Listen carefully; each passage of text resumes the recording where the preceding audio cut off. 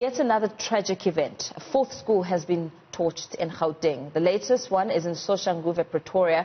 According to the Gauteng Department of Education, Soshanguve High School burnt down in the early hours of this morning. There's now nothing left to see but ashes. All valuables and furniture were lost in the fire. An investigation is underway. During the lockdown, 4 schools have been burnt down and another 22 schools vandalized in Gauteng. To give us more details, I'm joined on the line by MEC for Gauteng Department of Education, Panyaza Lesufi. Mr. Lesufi, a very good morning to you and thank you so much for joining us. Schools are getting torched during this 21-day lockdown, 4 specifically in Soshanguve. What's happening? Good morning, Mpo. It's indeed puzzling. You know, we are shocked, taken aback, gutted. We don't even know where to start because we never thought that during the lockdown we can have this kind of behavior. We really thought people would appreciate that schools are closed, our children are at home. But for people to take this kind of action and burn down our schools, as you said in your intro, 4 schools within a week in Soshanguve alone, and almost 22 schools across the province that have been vandalized and damaged.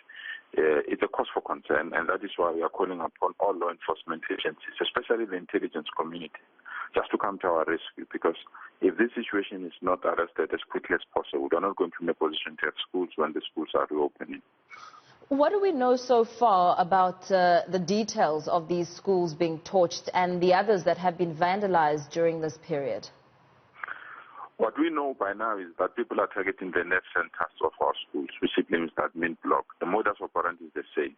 Burn down that main block, and then we have paralyzed the entire schooling calendar, because our centers are our net centers. That's where teachers are, that's where principals are, that's where planning takes place, and that's where majority of our resources are.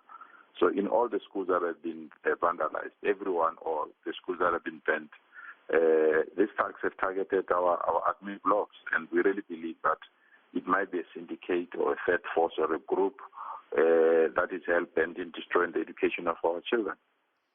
Surely this should now bring to your attention the security across the schools in Gauteng.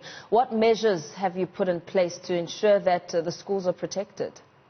Indeed, that is why this afternoon around 2 o'clock, together with the Minister of Community Safety, Faith Mazibu, as well as the law enforcement agencies, in particular the police, who are visiting Soshanguve just to do an analysis and also interview potential witnesses so that it can assist us to develop our defense mechanism.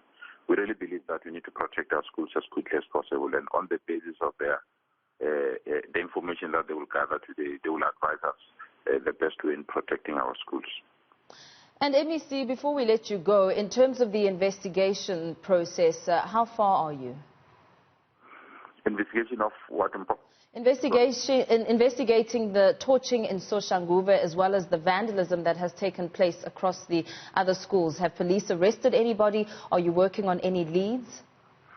Nothing so far, and that's what worries us. And that's the reason why we felt that we should go in Soshanguve with the law enforcement agencies, in particular the investigators, so that we can just check what is it that we can pick up from the ground, and also ensure that we use that information to formulate an approach across the province, because it's not only in Soshanguve. We've got 22 schools across the province that have gone through one form of damage or vandalism. So we need the law enforcement agencies to pick up information as quickly as possible and provide that information to us so that we can just put safety mechanisms. And very lastly, what message would you like to send out to those who may be responsible for such vandalism and destroying the school infrastructure? You can run, you can hide, we'll hunt you, and they'll get you. And there'll be distance between you and those that are part of this particular thing, because we have no choice but to remove you from society so that you can stay where you have to stay.